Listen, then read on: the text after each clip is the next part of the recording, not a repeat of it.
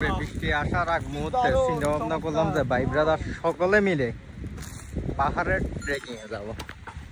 অসাধারণ ভাই, অসাধারণ। আমার ফিলিংস সো গুড দিন পর না মোবাইল।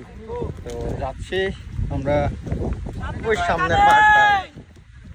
শান্তি কিন্তু পাহাড়ে, আর কোন জায়গাতে না।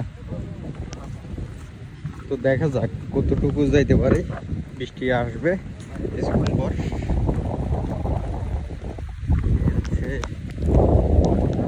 সামনে